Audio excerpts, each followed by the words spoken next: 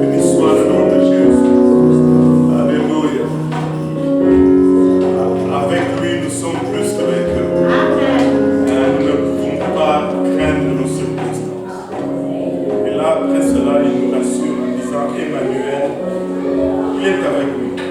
Amen. Il est avec nous. Alléluia. Regarde ton voisin, dis-lui, il est avec nous. Alléluia. Donc, sois rassuré. Marche avec l'assurance. Il est avec nous. Amen. Alléluia. Pour ne pas te demander.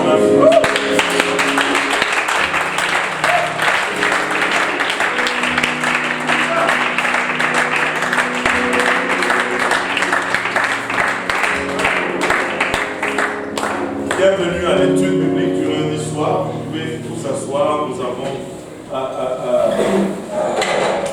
les invités qui sont là pour la première fois. Et nous sommes contents de les avoir aujourd'hui. Contents de voir le frère. C'est la première fois. C'est comment le nom? Esaïe. Nous sommes contents de voir.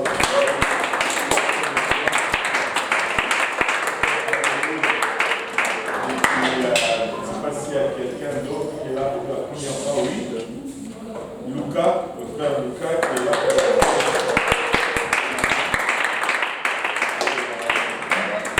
Et content de voir tout le monde encore une fois aujourd'hui. Et c'est toujours un bon moment que de se réunir pour l'étude biblique du lundi soir. Je ne sais pas pour vous, mais moi j'aime l'étude biblique du lundi soir. Alléluia. Et c'est toujours un temps où on entre dans la parole du Seigneur sans avoir un programme un peu trop rigide. Hein. Et surtout dans les temps des vacances comme ça, où il n'y a pas le stress du lendemain. Le lendemain, c'est congé pour presque beaucoup de monde. Et s'il y a quelqu'un qui travaille dedans? Ah, 1, 2, 3, 4. Vous êtes la minorité. Aïe, aïe, aïe, aïe. Ils sont la minorité. Il y a quelqu'un d'autre qui travaille ici demain? Alléluia. Juste avec ce groupe-là, on vous bat déjà. Ici, déjà, on a 5 contre vous 4, sans compter tout le reste. Mais bon, quand même, je pense que demain, même si vous travaillez, ça va peut-être être une demi-journée ou quelque chose comme ça. Et vous allez au travail, tout le monde est un peu relax. Et même ceux qui ne croient pas dans le Seigneur Jésus-Christ, ils sont bizarrement contents pour Noël. Je ne sais pas pourquoi. Alléluia. Et bon, on va laisser les controverses là-bas et on va juste regarder la parole du Seigneur, n'est-ce pas? Et vous savez, beaucoup se demandent Noël, c'est chrétien, c'est pas chrétien, c'est démoniaque, c'est pas démoniaque, c'est ceci ou cela. Écoutez, c'est très simple. Même le 25 décembre, c'est Dieu qui a créé le 25 décembre. Il n'y a pas un seul jour que le diable a créé. Pas un seul jour sur le calendrier que le diable a créé. La question, ce n'est pas le jour que tu adores. La question, c'est qui tu adores. Il n'y a pas un seul jour durant lequel ce n'est pas approprié d'adorer Dieu. Tous les jours sont corrects. Vous allez dire, bon, oh, dimanche c'est sacré, mais si tu vas adorer le diable le dimanche, c'est pas bon quand même. La question c'est qui tu adores. Amen. Et tu peux adorer Jésus tous les jours, les 365 jours ou 366, dépendamment des années. Même les 366, c'est bon. Alléluia. Même le 6 juin 1666, c'est bon d'adorer le Seigneur. Alléluia. Tous les jours sont bons pour adorer le Seigneur. Du temps que tu adores. Amen. Alléluia. Et je n'ai jamais vu quelqu'un refuser refuser de prendre congé parce que Noël c'était diabolique. Tout le monde prend congé. Alléluia. Mais on ne va pas parler de Noël aujourd'hui, on a assez parlé de Noël. Regardons là où on était. On était arrivé au point où les Juifs étaient maintenant assiégés. On était rendu en l'an 70 Après le Seigneur Jésus-Christ, là, Jérusalem est sous le siège de Tite, l'empereur romain qui marche dans Jérusalem avec son armée et qui détruit la ville de Jérusalem. Et c'était la dernière fois dans l'ancien temps que les Juifs étaient réunis dans la terre promise comme un peuple. La dernière fois, si on regarde la période avant 1948, que le peuple juif était organisé comme une nation. Même le semblant de gouvernement qu'il y avait avec le Sanhédrin qui était soumis aux Romains, qui était sous le contrôle romain, même tout cela a été détruit et les Juifs ont été dispersés partout à travers le monde. Et cela, le Seigneur nous dit, c'est parce qu'ils ont oublié et ils n'ont pas connu l'heure à laquelle ils ont été visités. Nous pouvons regarder Luc 19, versets 41 à 44, si quelqu'un peut nous le dire à haute voix aujourd'hui.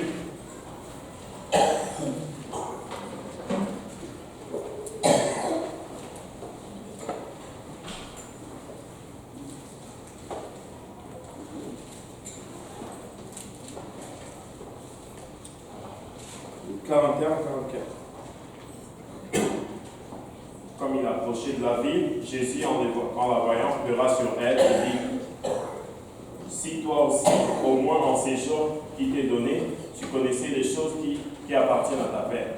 Mais maintenant, elles sont cachées à tes yeux. Il viendra sur toi des jours où tes ennemis t'environneront des tranchées, t'enfermeront et te serreront des toutes parts. Ils te détruiront, toi et tes enfants, au milieu de toi, et ne laisseront pas en toi pierre sur pierre, parce que tu n'as pas connu le temps où tu as été visité. Parce que tu n'as pas connu le temps où tu as été visité, tu as été détruit. Parce que tu n'as pas connu le temps où tu as été visité, voilà les calamités qui t'arrivent. Jérusalem a rejeté la visitation du Seigneur. Jérusalem a rejeté le Christ et voilà une calamité qui arrive au point où elle est détruite complètement. Ses enfants sont tués, le peuple est dispersé complètement. Et on peut faire le parallèle avec nos vies aujourd'hui. Et on peut faire un parallèle effrayant. Et nous pouvons le voir dans nos vies aujourd'hui. Je ne sais pas pour vous, mais moi je peux le voir dans ma vie. Et si je regarde le témoignage de quelques personnes que je connais, c'est le même schéma qui se répète souvent. Très souvent, tu vas avoir une vie normale, entre guillemets, comprenez-moi. Tu n'es pas un criminel, tu n'as pas braqué une banque, mais tu mens de temps en temps, tu voles de temps en temps, tu triches un peu à l'école, des choses comme ça. et tu mènes une vie un peu normale. Et là, quelqu'un va te parler de la parole du Seigneur. Et tu n'es pas dans la pleine vérité. Quelqu'un va te parler, tu vas dire, moi, bon, c'est correct. Et puis tu vas voir que tu vas avoir quelques problèmes. Et plus tu vas repousser le Seigneur, c'est comme si plus tu vas aller vers une catastrophe. Moi, personnellement, ma vie c'était comme ça. La vie de mon épouse c'était comme ça. Le Seigneur nous tendait la main de façon paisible. Mais nous avons refusé l'heure, ou nous avons ignoré l'heure de notre visitation, jusqu'à ce que nous avons frappé le mur dans notre vie. Et là, c'était bon. Tu donnes ta vie au Seigneur ou tu deviens fou. et finalement, on a capitulé. Et dans la vie de chacun de nous, nous pouvons regarder en arrière et voir des moments où Dieu nous a tendu la main. Il a essayé de nous visiter. Mais c'est à nous d'accepter la visitation de Dieu et de prendre ce qu'il nous offre et de mettre nos vies sur le bon chemin. Mais si nous continuons à repousser le Seigneur, laissez-moi vous dire, il y aura des choses qui vont commencer à arriver et nous pouvons arriver à une place où nous sommes maintenant en train de venir au Seigneur parce qu'il y a une catastrophe dans notre vie. Vous ne voulez pas arriver jusqu'à cette heure. Il y a de ces choses dans ma vie que j'aurais pu éviter.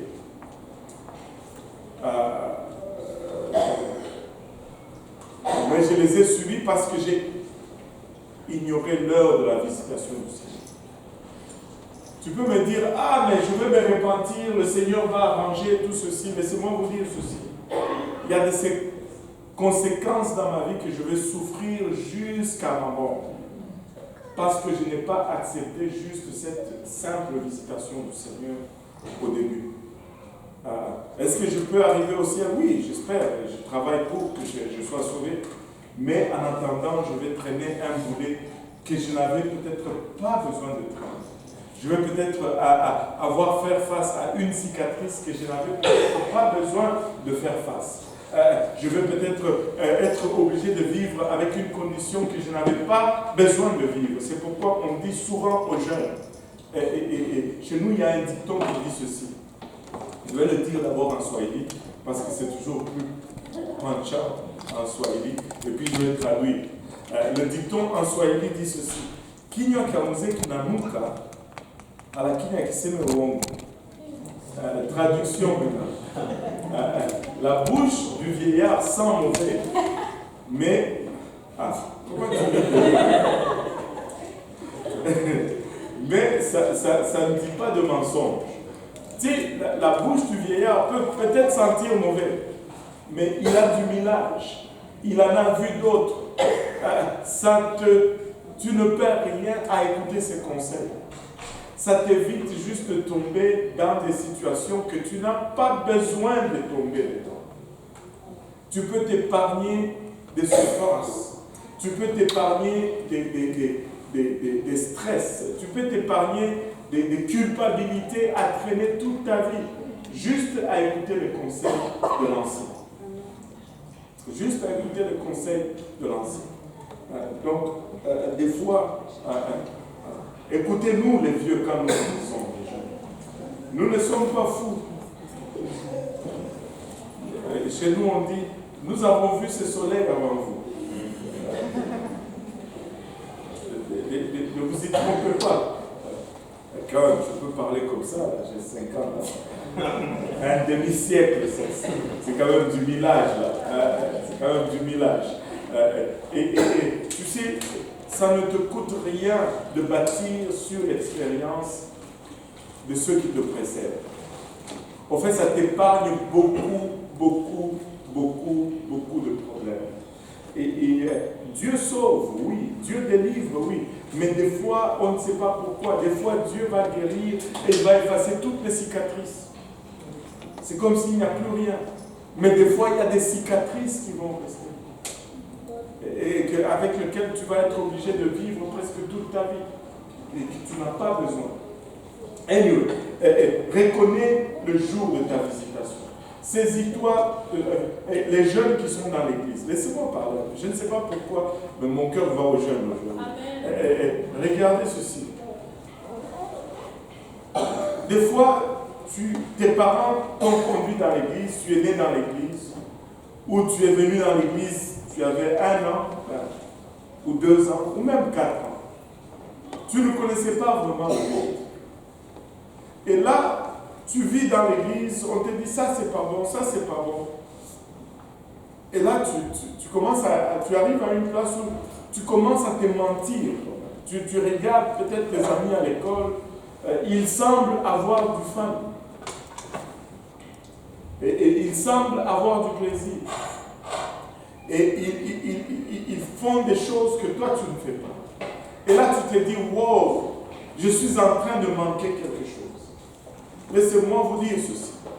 Tu ne manques rien. Et là tu vois ceux qui viennent du monde, qui disent, ah, Dieu m'a délivré de ceci, Dieu m'a délivré de cela. Et là toi tu regardes, tu te dis, oh, je n'ai même pas de témoignage parce que moi j'étais là. Regarde. Dieu t'a préservé de beaucoup de choses. C'est tout un témoignage de pouvoir se lever et de pouvoir dire, moi je n'ai jamais fumé. C'est tout un témoignage de pouvoir se lever, de pouvoir dire, je ne sais pas ce que goûte l'alcool. C'est tout un témoignage de pouvoir se lever et de pouvoir dire, moi je ne connais pas la pornographie, je ne connais pas toutes ces choses. Écoute, tu vis avec une conscience libre devant le diable. Parce que oui, Dieu délivre. Mais le diable revient toujours pour nous rappeler où nous avons failli. Oui, Dieu délivre, mais il n'y a rien d'aussi puissant que d'aller comme Job devant Dieu et de dire, examine-moi, j'ai tout fait ce que tu m'as demandé. Il y a de la puissance là-dedans. Et donc, c'est une puissance que de grandir et de vivre dans l'Église. C'est une puissance que de marcher juste sur un chemin clean avec Dieu. Et vous avez cette opportunité que certains d'entre nous n'avons pas eu, les jeunes, et saisissez-vous de cette opportunité. Vivez droit devant Dieu. Le diable est un menteur. Le diable est un menteur. Ça semble toujours, je pense que je l'avais dit il y a 2 ou 3 semaines, la pelouse chez le voisin semble verte, très verte. Mais tu ne connais pas la facture d'eau qu'il a. S'il te donnait maintenant sa facture d'eau, tu vas refuser de la prendre.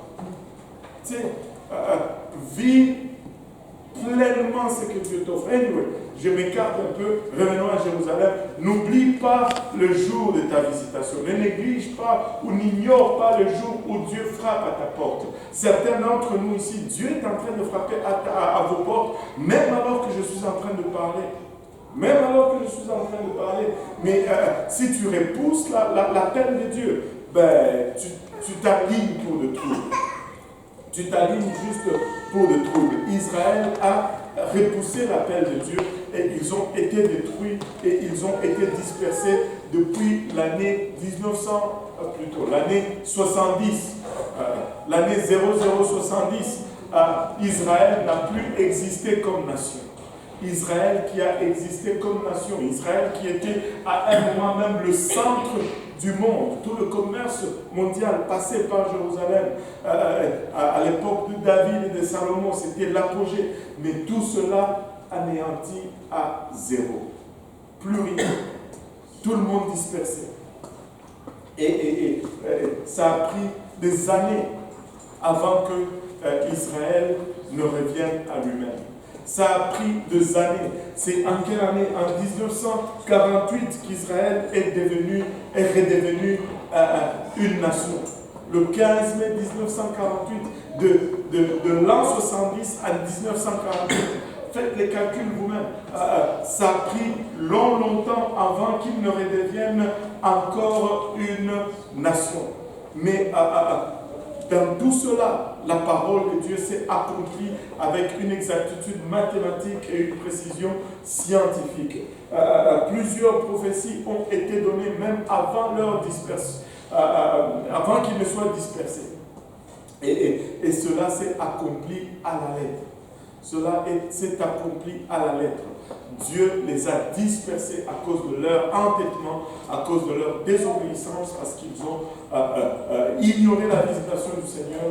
Mais le même Dieu les a rassemblés, la Bible nous dit, comme une poule qui rassemble ses poussins. Dieu les a rassemblés et c'était phénoménal. Il y a plusieurs livres que vous pouvez lire sur la renaissance d'Israël. Et tous aussi phénoménal. Mais on va lire juste 3 passages aujourd'hui. Ésaïe 11, verset 12, Ésaïe 43, verset 5 à 6, et Jérémie 29, 14. Ésaïe 11, verset 12.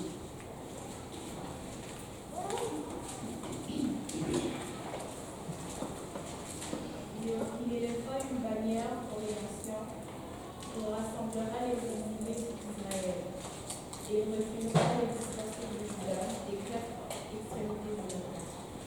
Wow. Il élèvera une bannière pour les nations, il rassemblera les exilés d'Israël, il recueillera les dispersés de Juda de 4 extrémités de la terre. Et ils ont vraiment été rassemblés des 4 extrémités de la terre. Regardez, et des 4 coins de la terre, ils sont venus de la façon que la Bible avait décrit qu'ils allaient venir. Et c'était tout simplement phénoménal. Regardez Ésaïe 43, verset 5 à 6. Ne crains point, car je suis avec toi. Je ramènerai ta postérité de l'Orient et je te rassemblerai de l'Occident. Je dirai à l'Aquilon, donne, et au Midi, ne retiens pas. Amène mes fils des pays éloignés, mes filles du bout de la terre. Waouh! Il dit, ne crains rien quand je suis avec toi. Je ramènerai de l'Orient ta race. L'Orient, c'est l'Est. Amen. Et je te rassemblerai de l'Occident. L'Occident, c'est l'Ouest. Et je dirais au septentrion. Le septentrion, c'est le Nord. Amen. Donne. Et au midi, ne retiens point. Le midi, c'est le Sud. Aux 4 points cardinaux, il a donné des ordres différents. Ça, c'est Ésaïe 43, 5 à 6. Il a donné des ordres différents. Mais savez-vous que les mouvements, les Juifs appelaient cela, je pense, Aliyah, le mouvement migratoire des Juifs de retour vers leur terre promise, ont respecté en détail l'ordre pour chaque point cardinal. Et tu dis, mais comment? Je vais tenter d'expliquer. Par rapport aux termes utilisés, les migrations sont venues vraiment comme Dieu le décrit dans ce passage.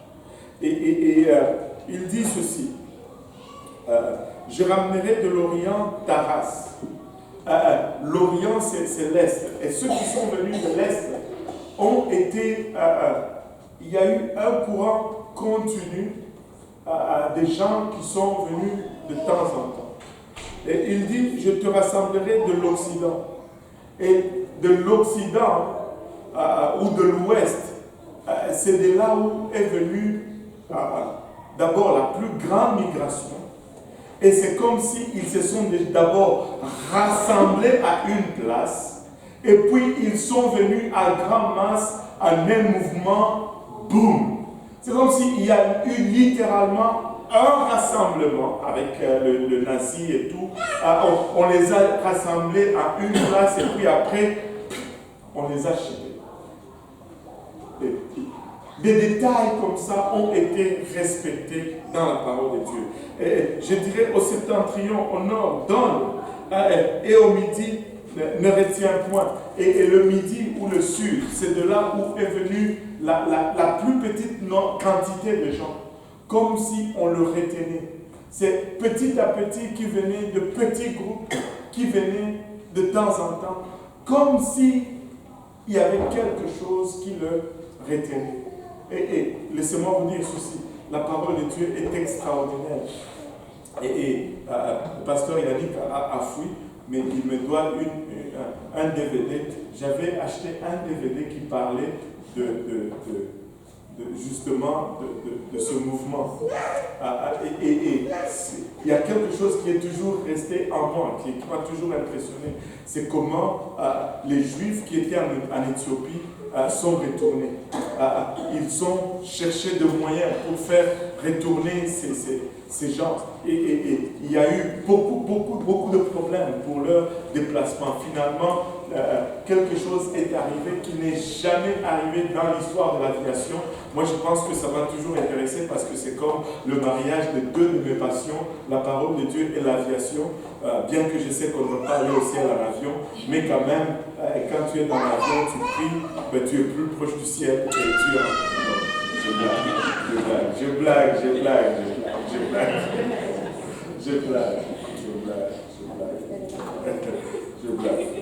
Et voilà. Donc, de l'Éthiopie, ils disent qu'il y avait tellement un grand nombre, mais c'est la première fois que cela s'est passé dans l'histoire de l'aviation. Ils ont affrété de Boeing 747. Ils ont enlevé les sièges des avions pour pouvoir mettre le plus possible les gens dans l'avion. Parce qu'ils avaient seulement un laps de temps pour le faire. Et ils ne pouvaient pas faire des va-et-vient. Et ils ont enlevé des sièges dans l'avion. Les gens se sont assis à terre dans l'avion. Les gens étaient debout dans l'avion. Il y a même des femmes qui ont accouché dans ce vol-là.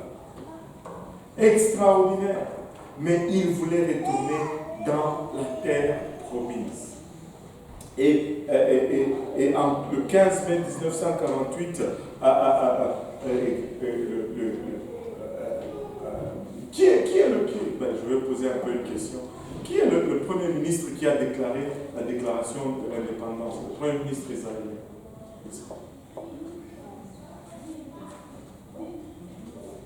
Comment, Kaz?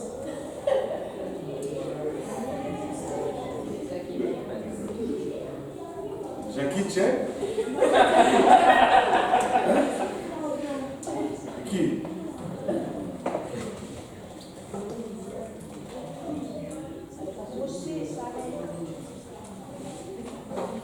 Qui a déclaré?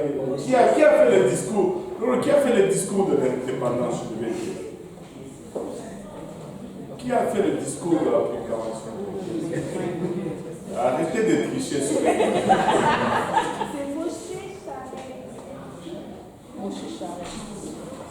David Ben-Gurion. David Ben-Gurion. Et vous connaissez, je pense que c'est Paul Wilbur qui chante cette chanson. Dans une de ces chansons, il y a le discours de déclaration de la renaissance d'Israël. Et puis il cite le prophète Isaïe qui dit une nation naîtra-t-elle en un jour? Shall a nation be born at once? He who scattered Israel will gather them and will gather them as a shepherd does his flocks. David Ben-Gurion, c'est la voix de David Ben-Gurion qu'on entend dans cette chanson-là. C'est le 15 mai 1948, boum, Israël est redevenu une nation, le peuple se sont, Israël est rené. Vous savez, je vais vous ramener à cette question, on peut tourner la page, je veux vous ramener à cette question que j'avais, c'est pas une question, mais un constat qu'on avait fait. Vous savez, quand les apôtres étaient avec le Seigneur Jésus-Christ sur le mont des Oliviers, avant qu'il ne monte au ciel, il lui pose la question, et c'est dans ce temps-là que tu vas restaurer la nation d'Israël. Si il leur avait dit, non, ça va être le 15 mai 1948, les gars allaient être découragés comme pas possible. Imaginez-vous, ils étaient en l'an 33. S'il leur avait dit, ça va être en 1948, 1915 ans plus tard, ils allaient tous abandonner l'affaire. Mais il leur a dit, ça ce n'est pas votre problème. Très souvent, nous voulons savoir des choses qui ne sont pas nos problèmes. Et là, ça nous décourage quand nous les savons. Mais vous recevrez une puissance, le Saint-Esprit survenant sur vous, n'est-ce pas? Alléluia. Maintenant, les Juifs sont retournés et vous savez, et avant, on a toujours appelé ce territoire la Judée. Je vais un peu mettre mon pied dans la politique, mais ce n'est pas grave. Je vais le dire quand même parce que c'est ça. Vous savez, si tu confesses vraiment être un chrétien, tu dois aimer Israël. Amen.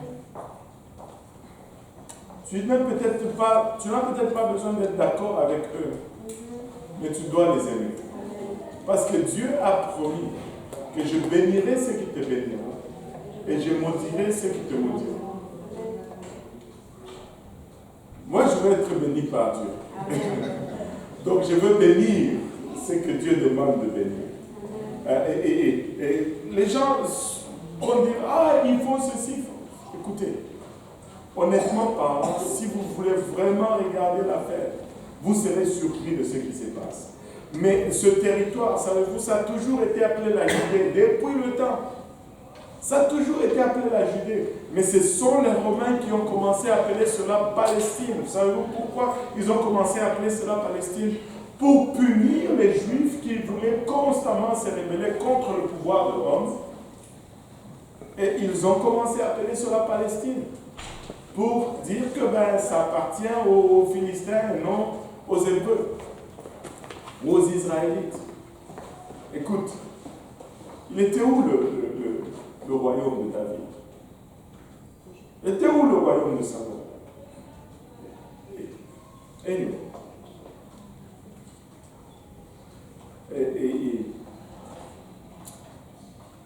Israël dispersé,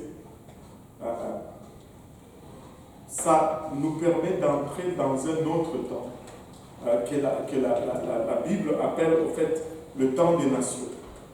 Au fait, quand tu regardes la parole de Dieu et l'histoire de l'humanité, tu peux diviser cela quasiment en trois parties et trois laps de temps. Il y a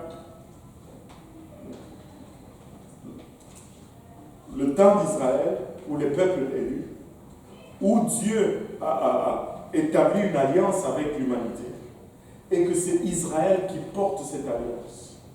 Israël avait l'arche de l'alliance. La présence de Dieu était manifeste chez eux. Et c'était comme ça.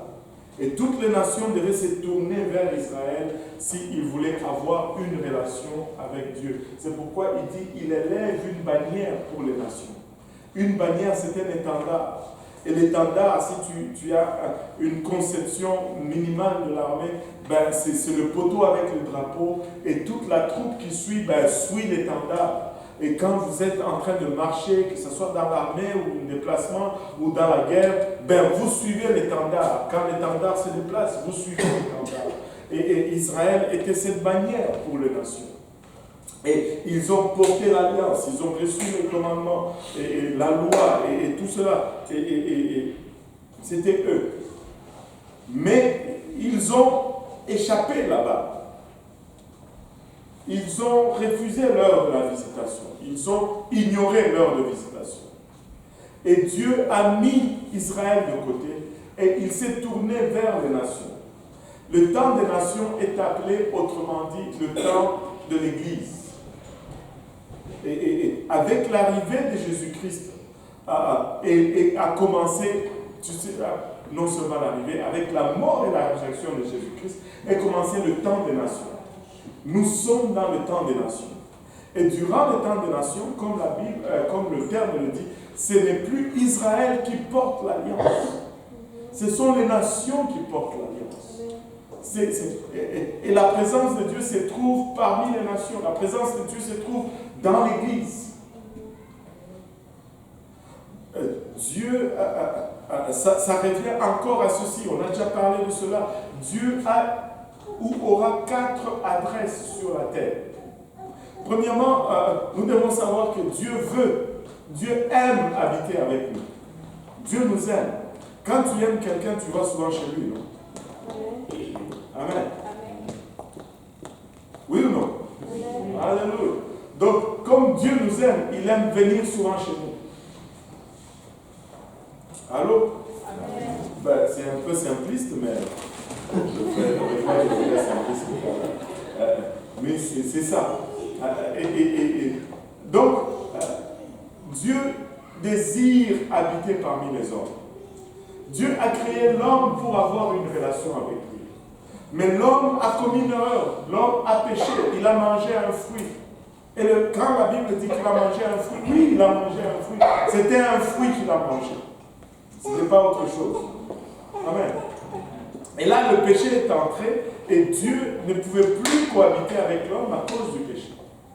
Et là, il a commencé à préparer, à mettre sur place une façon qui lui permet de venir habiter avec l'homme sans que l'homme ne soit consumé, ne meure à cause du péché. Et là, tu vois, à travers le temps, c'est la préparation de tout cela. Tu vois tous les animaux qui ont été sacrifiés, le sang qui a été versé jusqu'à ce que Dieu donne éventuellement le plan du tabernacle. Et ça, c'était la toute première habitation de Dieu parmi les hommes, le tabernacle. Et le tabernacle, c'était la même chose que le temple. Lorsqu'ils sont arrivés dans la terre promise, le tabernacle était construit et reconstruit. C'était un demeure mobile, comme quoi Dieu a déjà habité dans une maison mobile dans le désert. Mais quand ils sont arrivés à Jérusalem, dans la terre promise, ils ont construit un temple. Et qui était le temple où demeurait l'arche. Et si tu voulais la présence de Dieu, c'est là qu'il fallait aller. Ils ont encore péché. Cette présence a quitté. Et cette présence est revenue dans la deuxième habitation, le deuxième temple, qui est le corps du Seigneur Jésus-Christ. Et quand Jésus marchait sur cette terre, il était le temple dans lequel habitait Dieu. Et c'est pourquoi nous pouvons regarder à Jésus et dire qu'il est Dieu. Pourquoi? Parce que la Bible nous dit que toute la plénitude de Dieu habitait en lui, habitait dans le Seigneur Jésus-Christ. Et là, c'est toujours... Il y a toujours un schéma dans la parole de Dieu. Jésus a été mis à la croix et là, qu'est-ce qui s'est passé? Comme pour la première fois, lorsque le péché est arrivé à comble, pour la deuxième fois aussi, le péché est arrivé à comble lorsqu'on a pris tous les péchés de l'humanité. Bien que Jésus-Christ n'avait pas péché, tous les péchés de l'humanité ont été placés sur lui. Qu'est-ce qui s'est passé? La présence de Dieu l'a quitté aussi. Alléluia. Et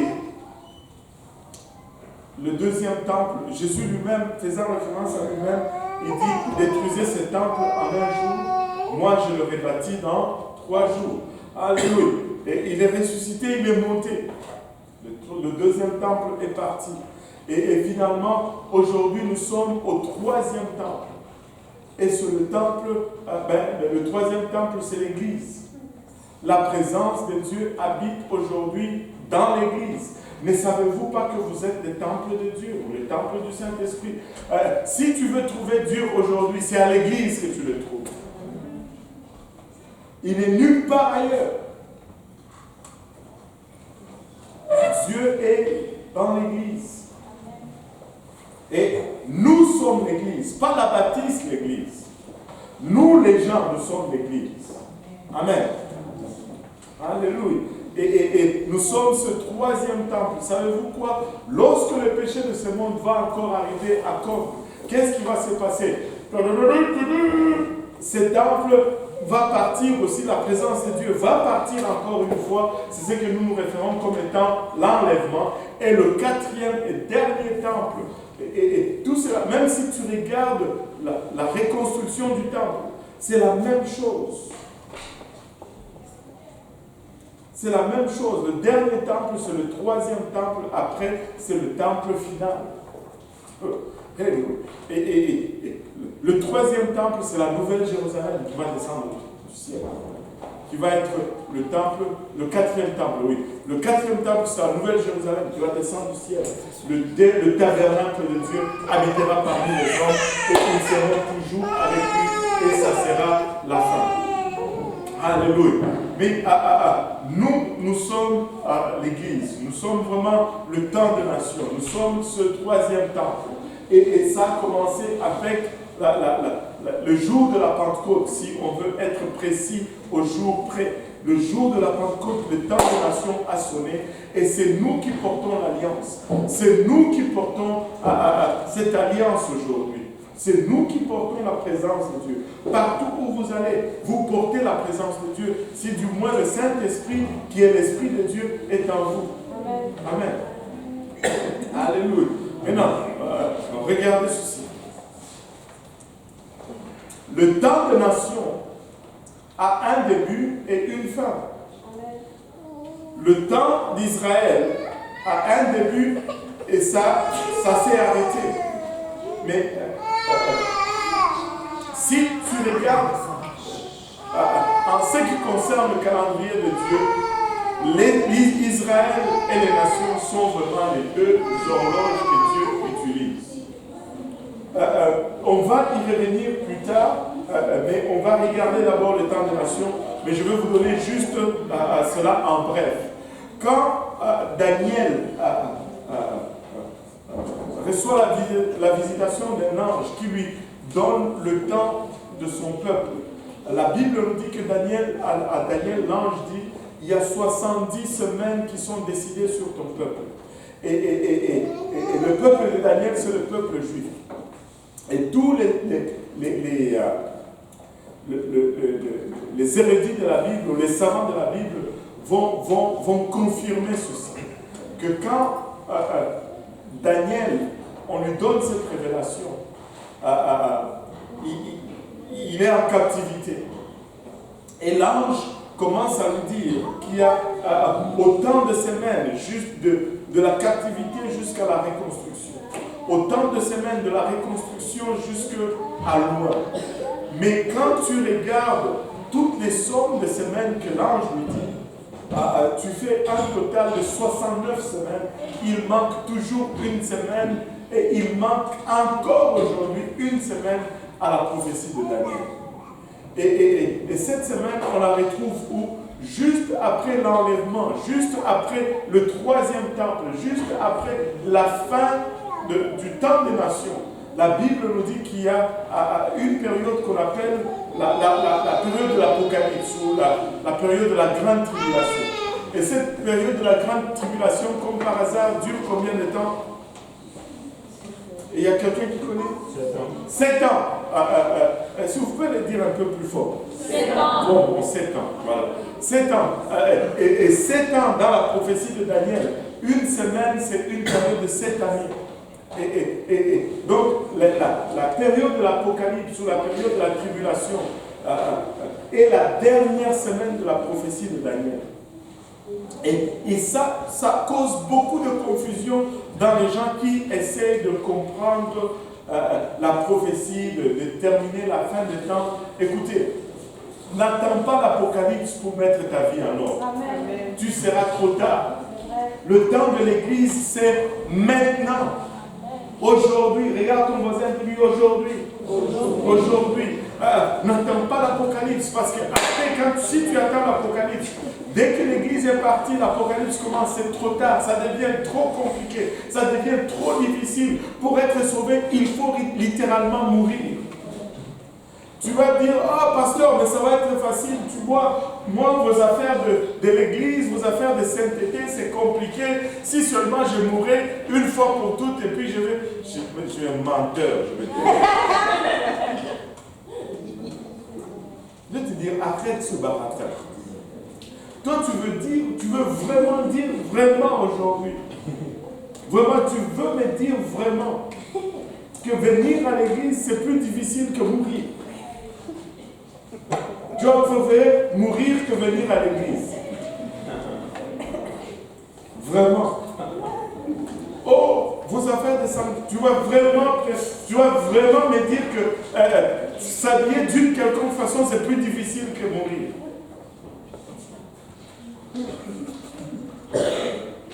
Vraiment. Ne pas aller au bar. Tu préfères aller au bar aujourd'hui, danser, et puis quand on va te dire mourir pour Dieu, ça c'est plus facile, je meurs pour Dieu. Arrête de me mentir. Là, tu es en train de te mentir à toi-même, là. Tu es en train de te mentir. C'est maintenant le temps, c'est plus facile maintenant. Écoutez, s'il faut donner sa vie au Seigneur, c'est maintenant. L'évangile, c'est la façon la plus facile de venir à Dieu. Tu dis, mais c'est quoi l'évangile? L'évangile, c'est la mort. Tu disais, pasteur, tu disais tantôt la mort. Oui. Attends, j'y arrive. L'évangile, c'est la mort, l'enterrement et la résurrection de Jésus-Christ. Maintenant, comment est-ce que cela me fait entrer dans le royaume? Quand j'y obéis à l'évangile, tu dis, mais attends, comment est-ce que je vais obéir à la mort de Jésus-Christ? Par le baptême, par la repentance, le baptême d'eau et le baptême du Saint-Esprit. Tu dis, mais comment cela? Tu dois te repentir, c'est la première des choses. Si tu ne sais pas comment te repentir, on va te montrer comment te repentir à la fin.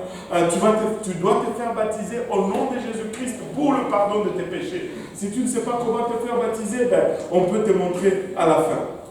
Tu t'es fait plonger dans l'eau en invoquant le nom du Seigneur. Tu dois recevoir le don du Saint-Esprit. Quand tu dis, tu sais pas, on va te montrer à la fin. Tu dois juste adorer le Seigneur jusqu'à ce que tu commences à parler en d'autres langues. Et c'est là l'évangile. C'est là l'évangile. Maintenant, si je retournais au temps des nations, donc il y a le temps d'Israël, 69 semaines, l'église commence, le temps d'Israël s'arrête, et l'église continue jusqu'à ce que l'église va finir. L'église est enlevée et le temps d'Israël continue encore pour une semaine. Maintenant, c'est pourquoi, du temps d'Israël, Dieu utilise Israël. Dieu se tourne vers Israël. Est-ce que c'est seulement les Israélites qui sont sauvés? Non! Beaucoup d'autres sont sauvés. Tous ceux qui suivent cette voie sont sauvés. Mais quand le temps d'Israël finit, Dieu se tourne maintenant vers les nations. Est-ce que pendant que Dieu se trouve vers les nations, les Israélites ne sont pas sauvés? Non! Mais ils doivent suivre maintenant l'alliance, cette nouvelle alliance. S'ils suivent, ils vont entrer, ils vont être sauvés. Il y a plein de Juifs qui sont dans l'église et qui sont sauvés. Mais les porteurs de l'alliance deviennent les nations. Et après l'église, Dieu va se revenir encore sur Israël. Et c'est pourquoi quand vous lisez l'Apocalypse, faites très attention. Dieu a tout fait pour que les gens réalisent que son attention est tournée encore vers Israël. Vous souvenez-vous des 144 qu'il est en train de marquer? Ce sont tous des Israélites, des Juifs.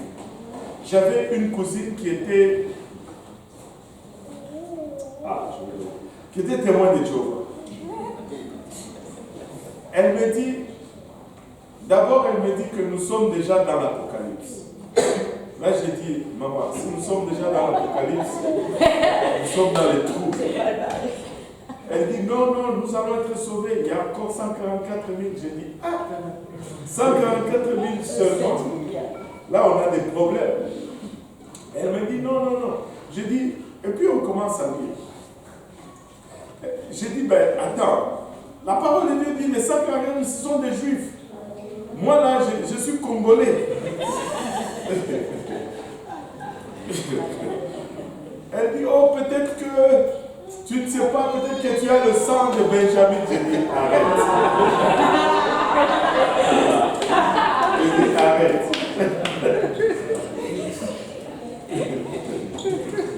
Écoutez, et il y en a qui disent, non, c'est l'Israël spirituel.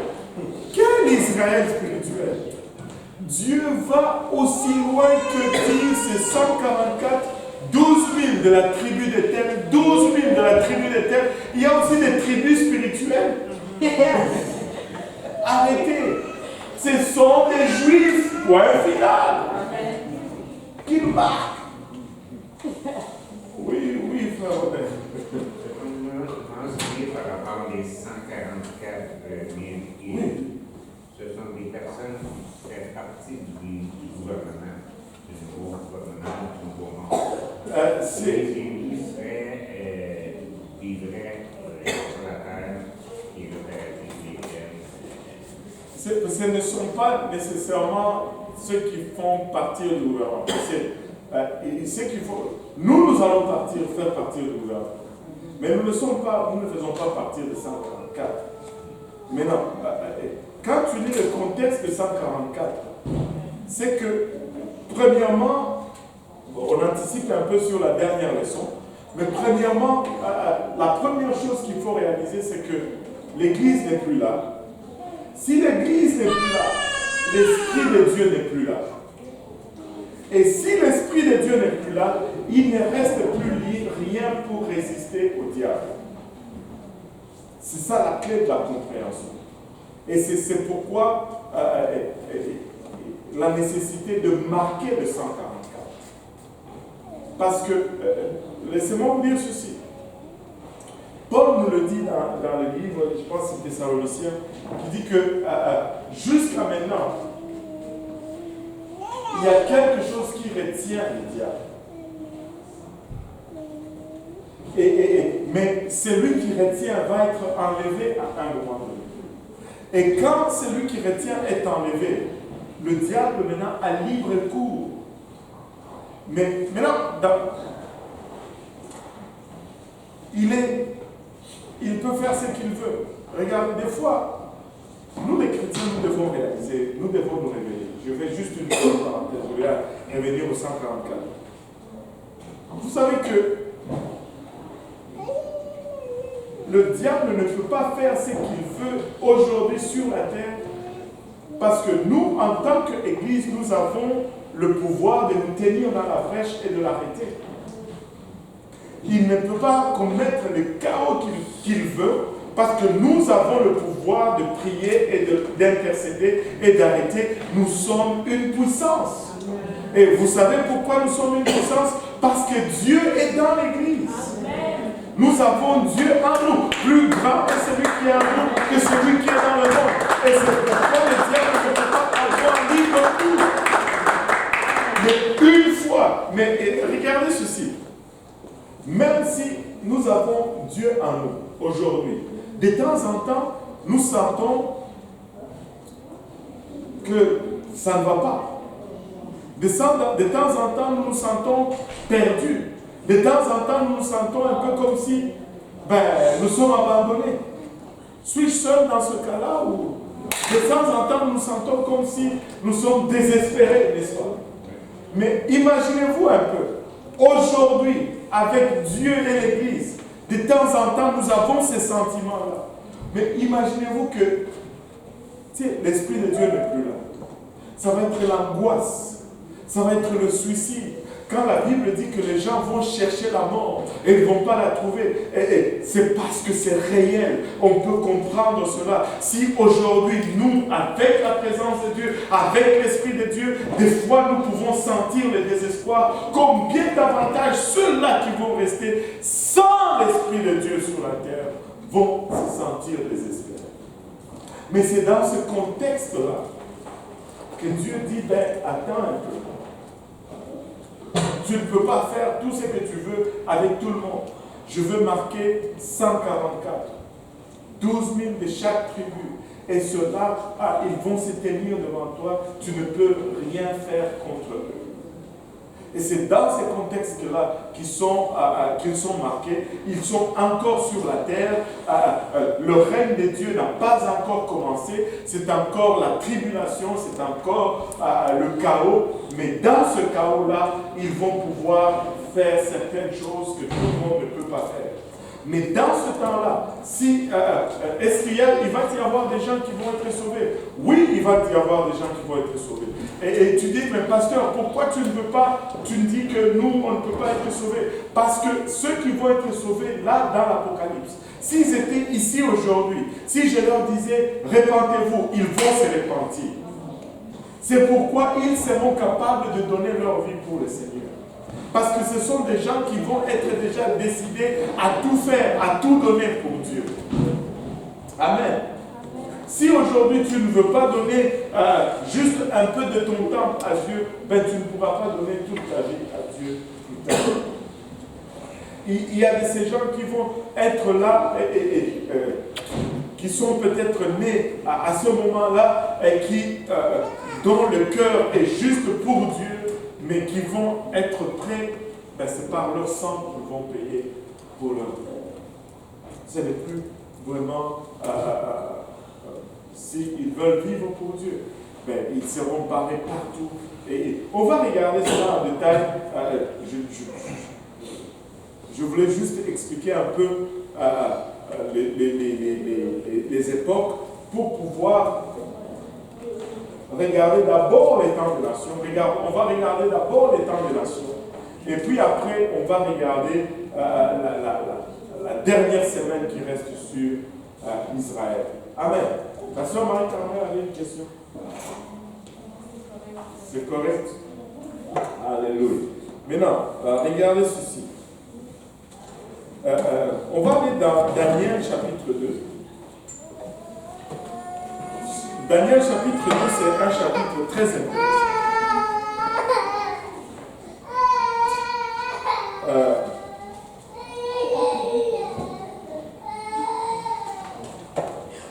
C'est le roi Nabuchodonosor qui dort et qui fait un rêve. On peut lire le 3 premiers versets. La seconde année du règne de Nébuchadnezzar, Nébuchadnezzar eut des songes. Il avait l'esprit agité et se disait dormir. Le roi fit appeler les magiciens, les astrologues, les enchanteurs et les chaldéens, qui lui disent des songes. Ils dirent et se présentèrent devant le roi. Le roi Parle un peu plus fort. Un peu plus fort. Le roi leur dit, j'ai eu un songe. Mon esprit est agité et je voudrais connaître ce songe. Vous voyez, il a rêvé et puis il se réveille le matin. Vous savez, il y a toujours de ces rêves que quand tu les fais, des fois tu te réveilles et tu dis, ah, c'est sûrement ce que j'ai mangé avant de l'homme. Et il y a d'autres rêves que tu dors, tu te réveilles et tu dis, wow, j'ai fait ce rêve-là, mais je ne suis pas tranquille. Il y a quelque chose. Il y a un message. Il y a quelque chose dans le rêve. Mais non. Et le roi se réveille, et c'était un de ces rêves-là où il est sûr qu'il y a un message. Continue la lecture. Les chaldéens répondirent au roi en langue araméenne. Ô roi, vis éternellement. Dis le songe à tes serviteurs et nous en donnerons l'explication. Ce qui est tout à fait normal. Tu as eu ton rêve, le rêve te dérange. Tu vas voir les marabouts, en tout cas, j'espère qu'ils ne font pas ça. Amen. Alléluia. Et là, tu leur dis, j'ai eu un rêve, le rêve me dérange, je voulais avoir l'interprétation du rêve. Et ils répondent, dis-nous le rêve et nous allons pouvoir te l'interpréter. Amen. Logique. Mais le roi avait pris la parole. Et dit aux chaldéens, la chose m'a échappé. Aïe, j'ai oublié le rêve. Je n'arrive pas à me rappeler vraiment c'est quoi le rêve, mais je sais que c'est un rêve important, très significatif. Continue. Si vous ne me faites connaître le songe et son explication, vous serez mis en pièces, et vos maisons seront réduites en un tas du monde. Il dit maintenant, non seulement vous devez me donner l'interprétation du rêve, mais vous devez me dire même c'est quoi mon rêve. Vous devez me rappeler mon rêve. C'est bon que d'être roi des fois. Aucun effort de sa part. On doit tout faire pour lui. Vous me dites mon rêve et vous m'en donnez l'explication. Sinon, je vous fais tuer tous. Non seulement je vous fais tuer, je détruis même vos maisons. C'est-à-dire, non seulement vous, mais vos familles aussi vont payer. Waouh! Ça me rappelle beaucoup la dictature. Et là, continuez un peu notre lecture. Mais si vous me dites le songe et son explication, vous recevrez de moi des dons et des présents et de grands honneurs. C'est pourquoi dites-moi le songe et son explication. Waouh, ça c'est quitte nous. Où tu meurs, où tu vis comme un riche. Il n'y a pas de moyens là. C'est tout pour rien. Aïe, aïe, aïe. Et le roi répondit au verset 8. Je répondis pour la seconde fois que le roi dise le songe à ses serviteurs et nous en donnerons l'explication. Le roi reprit la parole et dit, je m'aperçois en vérité que vous voulez gagner du temps, parce que vous voyez que la chose m'a échappé. Si donc vous ne me faites pas connaître le songe, la même sentence que vous enveloppera tous. Vous voulez vous préparer à me dire des mensonges et des vérités, en attendant que les temps soient changés. C'est pourquoi, dites-moi le songe et je saurai si vous êtes capable de m'en donner l'explication. Waouh, regardez ceci. pour un moment là, moi je suis sûr que ces gens-là regrettaient d'être magiciens à ces jours-là. Ils se disaient, mais qu'est-ce qui nous a même poussé à apprendre ces métiers? Regarde là dans quoi nous nous retrouvons. Et vous voulez gagner du temps, hein, vous voulez m'escroquer. Personne ne va sortir d'ici. Vous me dites les songes, ou je vous tue tous, ou vous me dites les songes, vous, écoutez, n'osez même pas me raconter n'importe quoi. Parce que je pense que ça commençait à passer un peu dans la tête de certains. Et on va juste inventer quelque chose. De toute façon, ils ne s'en rappellent pas. Il dit, attendez, si vous dites n'importe quoi, je le saurai. Je vais le savoir. C'était chaud pour les Ghanéens. Tu sais, tu te retrouves dans des moments où tu as froid, mais tu transpires. C'est comme une sueur qui coule le long des côtes. Mais tu as froid. Tu te dis, mais qu'est-ce qui se passe?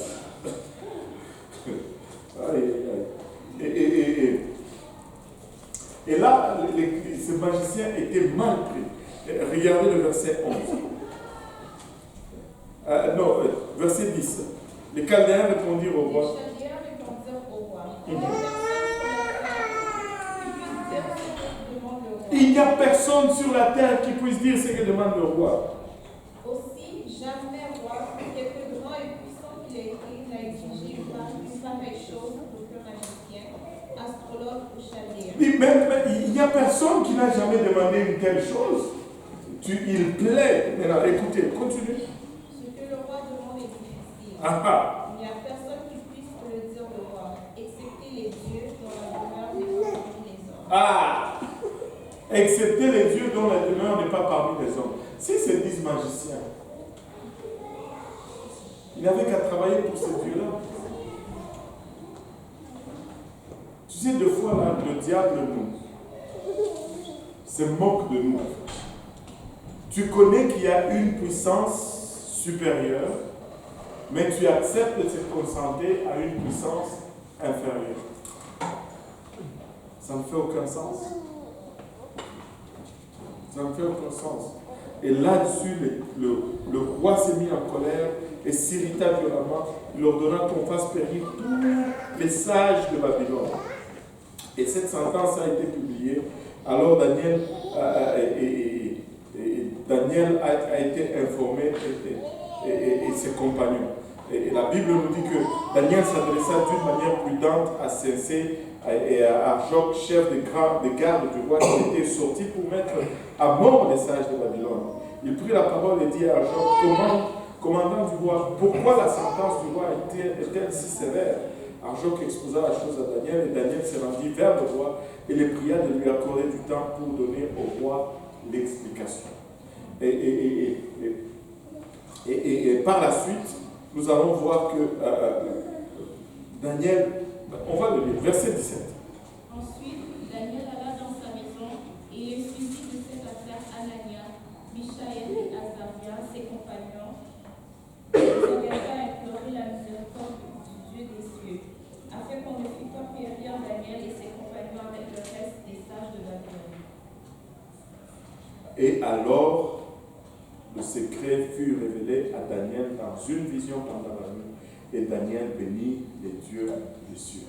Ils sont allés prier, ils ont cherché la face de Dieu, et Dieu leur a révélé non seulement le rêve, mais Dieu leur a montré également la signification du rêve. Écoutez, les Chaldéens, les magiciens, servaient des dieux, mais ces dieux-là ne pouvaient pas leur venir au secours.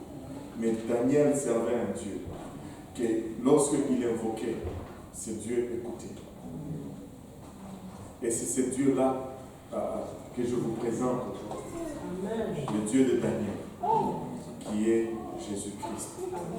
Alléluia.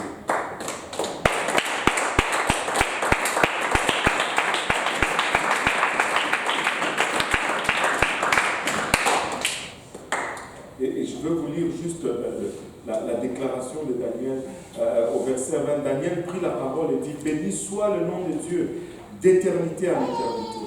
À lui appartiennent la sagesse et la force. Regardez un peu ceci. Daniel ne connaissait même pas son nom. Il dit, béni soit le nom de Dieu. Mais nous pouvons invoquer son nom. Wow. Béni soit le nom de Jésus. D'éternité en éternité, à lui appartiennent la sagesse et la force. C'est lui qui change les temps et les circonstances. Oh, il est le maître de temps et le maître des circonstances, qui renverse et qui établit les rois, qui donne la sagesse aux sages et la science à ceux qui ont de l'intelligence. Il révèle ce qui est profond et caché. Il connaît ce qui est dans les ténèbres et la lumière demeure avec lui. Dieu de mes pères, je te glorifie, je te loue de ce que tu m'as donné la sagesse et la force et de ce que tu m'as fait connaître ce que nous t'avons demandé, de ce que tu nous as révélé, le secret du roi. Et après cela, Daniel se rendit, alléluia, il n'a pas juste eu la révélation et puis courir vers le roi, non, il a eu la révélation, il a pris le temps d'adorer Dieu. Et écoutez, si nous pouvons prendre le temps de mettre des pauses dans nos vies, et d'adorer Dieu. Si nous pouvons prendre le temps de mettre de cela dans nos vies et d'adorer Dieu à chaque fois qu'il fait quelque chose dans nos vies. Alléluia. Et il est... Pardon? Daniel 2 à partir du verset 20. 20 à 23. Après cela, Daniel est allé vers Arjoc. Et il lui a demandé de le conduire devant le roi. Et il est allé devant le roi et il lui a raconté le rêve. Et on va arrêter là pour aujourd'hui. Et on va voir le rêve de Nabuchodonosor la semaine prochaine. Et le rêve de Nabuchodonosor, en fait, je vais juste vous donner un avance. Ça va être vraiment la révélation de l'histoire des nations, le temps des nations. À Daniel a été révélé, et on va le lire aussi la semaine prochaine, le temps de son peuple, ou le temps d'Israël, et le temps des nations, notre temps. Et quand tu mets les deux ensemble, tu as toute la ligne de l'histoire de l'humanité, de l'histoire salvatrice de l'humanité jusqu'à la fin, jusqu'à l'enlèvement. Mais laissez-moi vous dire ceci, aujourd'hui, nous sommes dans le temps des nations ou le temps de l'Église. Et dans ce temps de l'Église, Dieu a conclu une nouvelle alliance. On appelle ça le Nouveau Testament, la Nouvelle Alliance. Et cette alliance avec Dieu est que nous ne sommes plus serviteurs comme c'était dans l'Ancienne Alliance, mais nous sommes appelés filles et fils de Dieu. Et c'est pourquoi pour entrer dans cette nouvelle alliance, il n'y a qu'une seule façon d'entrer dans cette alliance. Jésus-Christ nous le démontre dans Jean chapitre 3. Il dit que nous devons naître de nouveau. Nous devons avoir une seconde naissance. Et quand on lui a demandé d'expliquer la seconde naissance, Jésus a développé cela en disant que tu dois naître d'eau et d'esprit pour entrer dans le royaume des cieux. La naissance d'eau, c'est le baptême d'eau. La naissance du Saint-Esprit, c'est le baptême du Saint-Esprit. Et c'est ce qui constitue, au fait, l'évangile ou le sceau de la nouvelle alliance, ou cette bonne nouvelle qui nous appelle tous à être appelés filles et fils de Dieu. Et cela commence par la repentance. La repentance, c'est quoi? La repentance vient du mot grec métanao, qui veut dire tout simplement un demi-tour. Avant de connaître Dieu, nous sommes tous pécheurs. Il n'y en a pas un seul qui est bon. Ce n'est pas parce que tu n'as pas braqué une banque que tu es une bonne personne. Allô? Alléluia. Et avant de connaître Dieu, nous marchons selon la chair.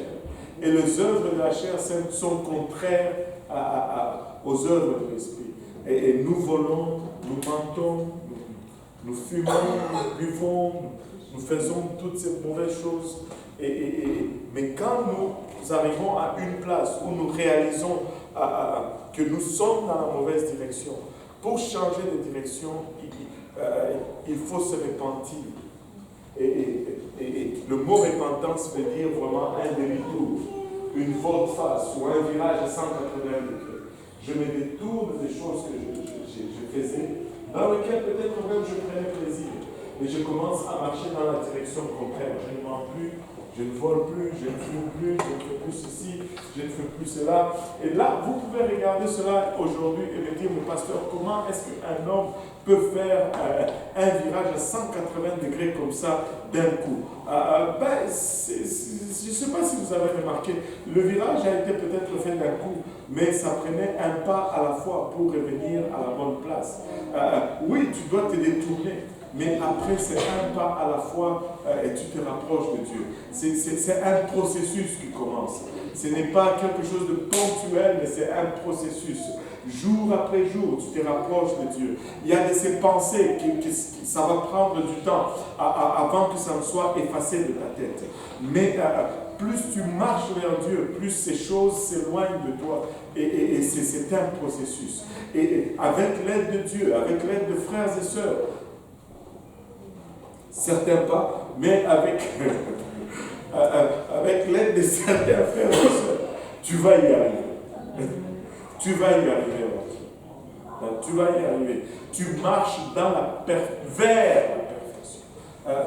Tu marches vers ce que Dieu te met comme idéal ou comme objectif. Et ça doit commencer par cela. C'est une décision à prendre. Si tu dois arriver à une place où tu regardes ta vie, écoutez, la vie sans Dieu, elle est vide. Vide. Absolument vide. Moi, je me rappelle, quand je ne connaissais pas Dieu, il y avait quelque chose qui m'arrivait souvent. Je travaillais beaucoup. Et des fois, ça m'arrivait les fins de semaine. J'étais tellement épuisé, je dormais, je pouvais dormir souvent quand je dormais dans l'après-midi. Je vais dormir dans l'après-midi, je me réveille, il est genre 18 heures. Là, je vais me réveiller, je ne sais plus si c'est le matin ou si c'est le soir. Et je ne sais plus où je suis. Je ne sais même plus qui je suis. Ça allait me prendre, je vous dis littéralement, des fois, plusieurs minutes pour que je réalise, je suis là, où est-ce que je suis? Et des fois, je ne peux même pas réaliser où se trouve la porte de la chambre dans laquelle je suis. Et une espèce d'angoisse va me saisir. Je vais me sentir seul, perdu, un sentiment atroce. Mais je vous dis, depuis que j'ai Dieu dans ma vie, je n'ai plus jamais ressenti ça. Plus jamais ressenti ça.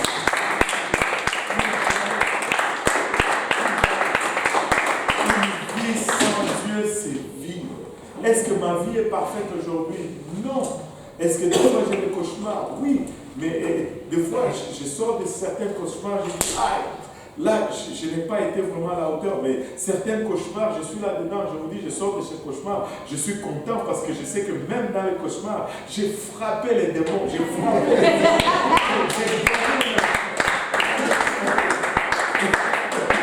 Et c'est ça.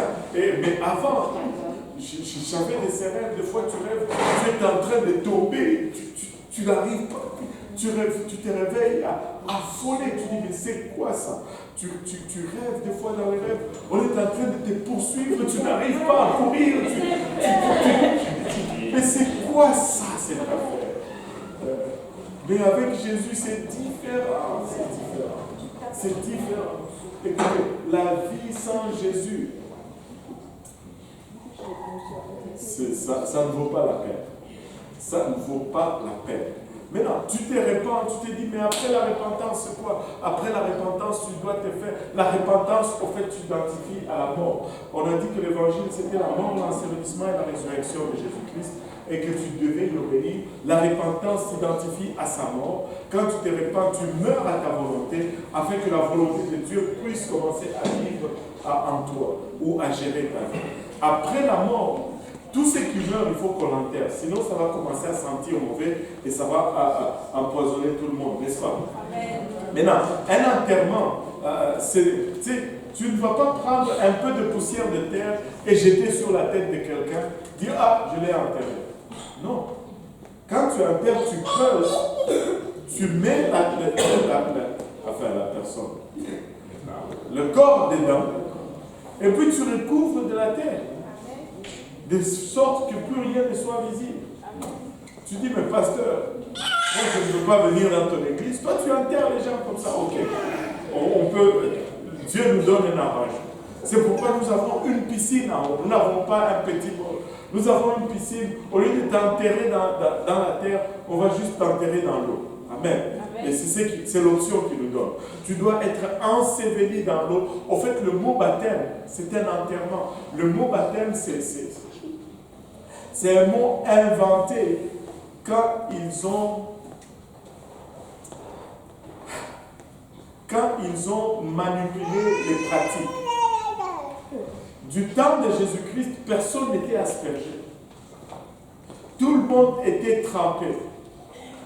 Maintenant, quand la Bible a été écrite en grec, c'était écrit nananana, baptise quelque chose en grec, je ne connais pas le grec, au nom de Jésus-Christ.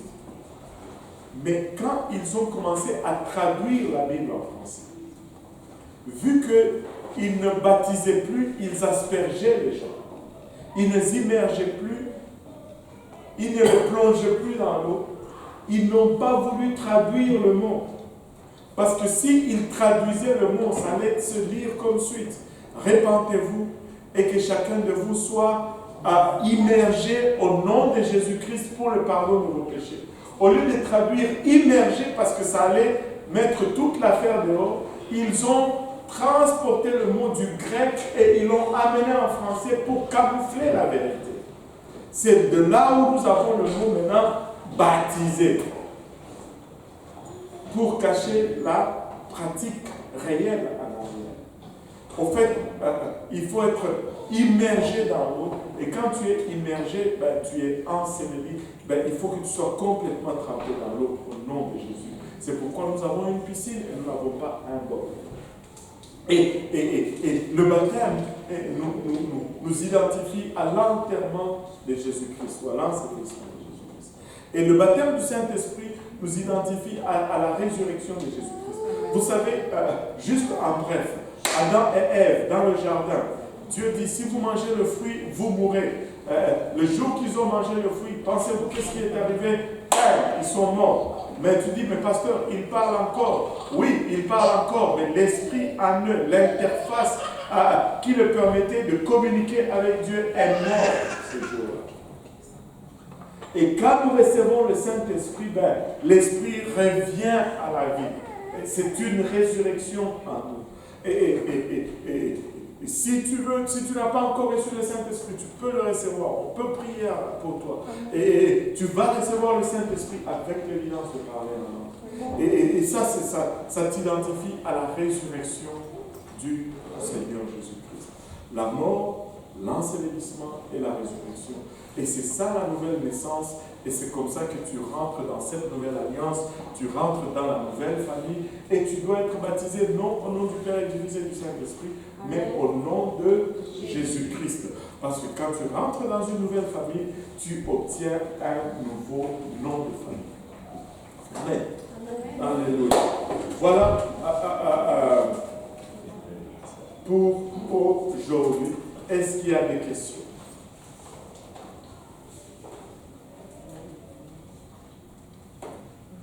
Waouh!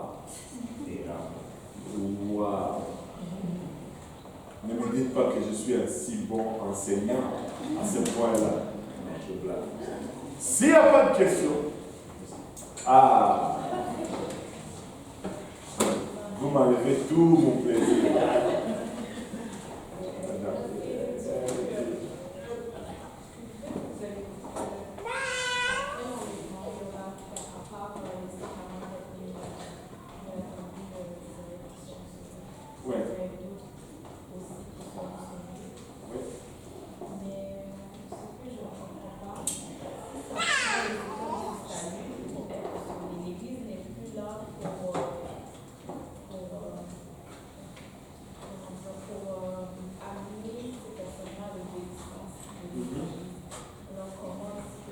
ben, ils vont mourir. Ils vont mourir pour le Seigneur. Ils vont refuser tout ce que l'Antéchrist va faire et ils vont être tués. C'est comme ça qu'ils vont être sauvés. Au fait, ils ne seront pas les fils. Ils ne seront pas les filles et fils. Et ils ne vont pas. Ils vont entrer dans la Nouvelle Jérusalem. Ils vont être comme ceux de l'Ancien Testament. Bien, si on croit que certains dans l'Ancien Testament ont été sauvés, le sang de Jésus-Christ n'était pas encore versé. Mais c'est un peu le même processus qui va revenir. En fait, on revient à ce qui était là avant la Nouvelle Alliance. Parce qu'on retourne à Israël. Mais seulement, pour être sauvé, ça va te coûter ta vie. Et ça va te coûter ta vie, mais tu ne vas même pas avoir le maximum de ce que Dieu offre. Parce que pour mieux comprendre même cela, lisons Apocalypse 22:11. Ça, j'ai toujours trouvé que c'est la meilleure explication. Apocalypse 22:11.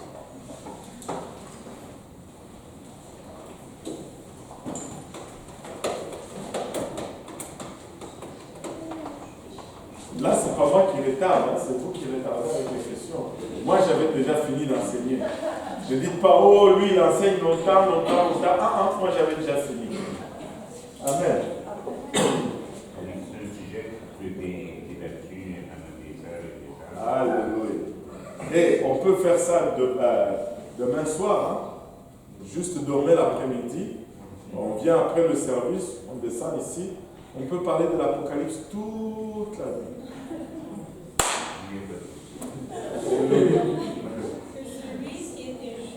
Que celui qui est injuste soit encore injuste. Que celui qui est injuste soit encore injuste.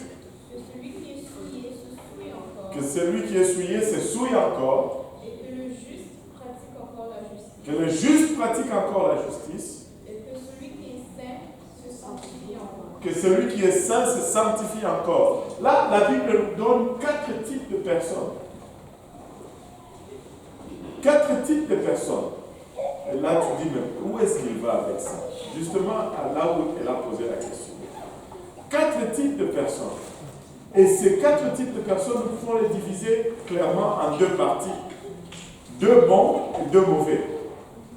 Maintenant, les 2 bons et les 2 mauvais, même parmi les 2 bons et les 2 mauvais, nous pouvons voir qu'il y en a un qui est pire que l'autre. Par exemple, le souillé est pire que l'injuste. Et le juste est moins bon que le saint. Amen. Bon, maintenant, commençons avec les souillés, le pire de la gamme. Avant d'arriver à cela, dépendamment du temps où tu as vécu, de comment tu as été sauvé, tout le monde va faire partir d'une de ces 4 catégories. Et dépendamment dans quelle catégorie tu es, cela va déterminer ta destination. Il y a les saints qui ont leur destination. Il y a les justes qui ont leur destination. Il y a les injustes qui ont leur destination. Et les souillés aussi qui ont leur destination. Maintenant, les souillés, c'est, si on devait donner une définition simple de souillés, ce sont ceux-là, ils sont mauvais. Ils sont tellement mauvais que même la justice humaine, moi je pense que c'est la seule façon un peu la plus simple de les définir. Même la justice humaine les condamne. Tu sais, le monde, on dit tous que le monde est injuste. Même ce monde injuste, même ce monde injuste le regarde et ils disent que là, vous, en tout cas, vous là, vous êtes mauvais. On peut mettre dans cette catégorie ces meurtriers, ces tueurs en série, des gens qui font le mal et qui prennent plaisir. Les gens qui te disent, moi j'adore le diable. Et ils sont contents avec ça. Ils se plaisent dans les cimetières, dans les tombes. Ils aiment boire le sang des gens.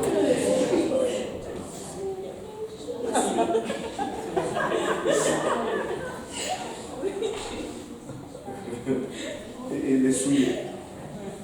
Leur destination, c'est l'enfer. Amen. Mais là, il y a les injustes. Et c'est là où ça fait un peu mal. Parce que les injustes, c'est ce que le monde va regarder et le monde va dire, mais c'est une bonne personne. Et il y a beaucoup de gens qui vont se retrouver dans cette catégorie. Et très souvent, quand nous prêchons là-dessus, on se fait tomber dessus comme pas possible parce qu'on nous dit qu'on condamne les gens. Non, moi je n'ai condamné personne. J'essaie juste de donner la parole et de sonner la tête. Amen. Amen. L'injuste, c'est les gens normaux que nous rencontrons tous les jours. Ils n'ont violé personne, ils n'ont pas bu le sang, ils n'ont pas été au cimetière, mais ils vivent une vie normale. Mais quand on les invite à aller à l'église, ils refusent. Quand on leur parle de Dieu, ils ne veulent rien savoir de Dieu. Et ils vont mentir de temps en temps. Ils vont penser que mentir au gouvernement, c'est correct. Ils vont te dire des petites choses. Tu sais, des choses qu'on regarde comme voler quelque chose à sa compagnie, c'est correct. C'est aussi un péché pour Dieu. Tu vois? Tu sais, ils vont pas... Tu sais, ça va être les bons voisins qui des fois même va déneiger ton entrée. Mais si tu lui parles de Jésus-Christ, lui, il ne veut rien savoir. Et là, ils sont appelés injustes. Pourquoi? Parce qu'ils ont rejeté la justice. Mais malheureusement, leur destination aussi, c'est l'enfer. Et la Bible les appelle injustes parce qu'ils ont refusé la justice de Dieu. Maintenant, le juste, c'est celui-là qui va sortir des différentes alliances. Ils vont obéir à toute la vérité qu'ils avaient. Et ils vont aller devant Dieu. Parce qu'ils ont marché sous la loi. Et la loi, c'est tu fais ça. Si tu as commis ça, tu fais ça. Et ils vont vraiment venir devant Dieu avec leurs œuvres. Et on va mettre leurs œuvres dans la balance. Leurs bonnes œuvres vont peser plus que leurs mauvaises. Et ils vont sortir de l'Ancien Testament. Ils vont sortir de la tribulation. Et la Bible les appelle justes. Et leur destination finale, c'est la nouvelle terre. Ils vont vivre sur la nouvelle terre. Ils ne vont pas régner avec Christ, mais ils vont vivre sur la nouvelle terre. Depuis l'ancien temps, il y a des gens qui vont aller juste avec leur conscience. Ils vont s'en sortir, mais la Bible nous dit qu'il n'y en a pas beaucoup qui vont être sauvés comme ça. C'est pourquoi le temps que ça va prendre, si tu regardes le temps de l'Église, c'est seulement 2000 ans, mais tous les autres temps, c'est pour faire entrer les justes. Parce que c'est plus difficile. C'est plus difficile de vivre comme juste. Tu n'as pas le Saint-Esprit, premièrement, pour t'aider. Et tu vis par la loi et tu suis la conscience. Maintenant, je vais juste dire, le saint maintenant, le saint c'est qui? C'est ceux qui sortent du temps de l'Église. C'est pourquoi l'Église, quand on dit l'Église, c'est le summum de ce que Dieu a fait. C'est à cause, en partie de ça. Parce que vous avez un privilège que beaucoup n'ont pas. Vous avez le privilège, pas de vivre sur la nouvelle terre, mais de vivre, d'avoir un demeure dans la nouvelle Jérusalem. Et les saints vont régner avec Dieu pour l'éternité. Maintenant, si les saints règnent avec Dieu, on ne peut pas régner dans un royaume vide. Il faut qu'il y ait des sujets. Et qui vont être les sujets de ce royaume? Ce sont les justes qui vont sortir des différentes dispensations. Et c'est vraiment comme ça que, en gros, ça va finir. Dépendamment de qu'est-ce que tu fais, quelle époque, tu vas te retrouver dans une de ces 4 catégories. Maintenant, si tu dis aujourd'hui, oh, moi je vis aujourd'hui, je suis venu à UPC, mais ils me disent tellement des choses qui sont difficiles à faire, moi je veux juste refuser de faire cela, comme ça je vais aller au ciel comme étant une personne juste. Parce que tu rejettes l'évangile, la Bible se qualifie d'injuste.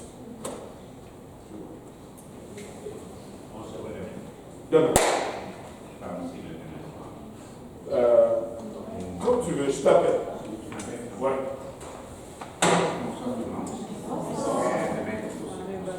Alléluia. Gloire au nom de Jésus. Mais là, une autre question?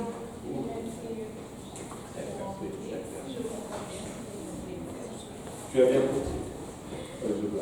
Quand vous parliez, tout à l'heure, il y aurait qui, après l'enlèvement, partis en dehors de ce qu'ils vont donner leur vie pour Dieu.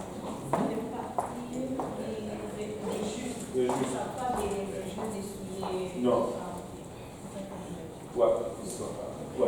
Ils sont appelés justes. Alléluia. Oui, c'est réglé. Alléluia. Toutes les questions sont réglées. Alléluia, avec gloire. Alléluia. Bon, s'il n'y a plus de questions, on va prier et puis on va partir. Le pasteur Yannick a fui pour prier. Le frère Louis-Paul va prier pour nous conclure. Et puis on va pouvoir partir après. Il voulait se cacher là, il est trop grand pour se cacher derrière sa nièce. Nous allons prier dans le nom du Seigneur. Nous allons prier dans le nom du Seigneur Jésus. Éternel Papa, nous te rendons grâce, nous te remercions pour ta grâce et pour ta bonté. Nous te remercions pour ta miséricorde et pour le privilège encore d'être dans ta maison, éternel Papa. Nous te remercions encore pour nos frères et sœurs qui sont ici présents, éternel. Merci pour notre pasteur encore, Papa. Merci, éternel des armées, Papa, d'avoir veillé sur nous encore cette journée, Papa. Nous avoir donné la santé et la force encore de te servir ici. Papa, c'est un privilège, Papa, encore d'élever ton sein, non éternel, Papa. Nous voulons encore, éternel, Papa, demeurer dans ta présence, éternel, Papa. Nous te prions, éternel, Papa. Aide-nous encore, Seigneur, Papa, à arriver à la sanctification, éternel, Seigneur, Papa. Donne-nous la force, éternel, encore de te adorer. Donne-nous la force d'élever ton sein, non éternel, des armées, Papa. Nous te prions, Seigneur Jésus, Papa. Fortifie chaque personne qui est ici présente, éternel, des armées, Papa. Fortifie-nous, Seigneur, Papa, dans nos familles, dans nos maisons, dans nos lieux de travail, éternel, des armées, Papa. Que la parole de ton serviteur fleurisse dans nos cœurs, éternel, Papa. Que ça nous donne la force encore, éternel, des armées. Que ça nous donne encore les fruits qui nous amènent jusqu'à la vie éternelle, Papa. Au nom de Jésus qu'on a. Au nom de Jésus. Au nom de Jésus. Au nom de Jésus. Alléluia.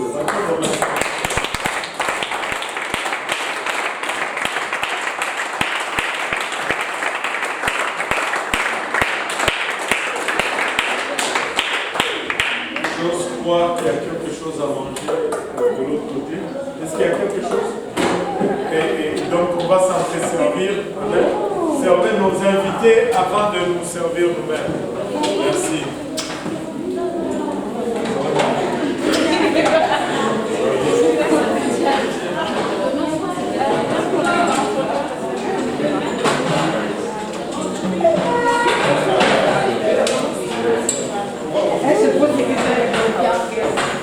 Bien.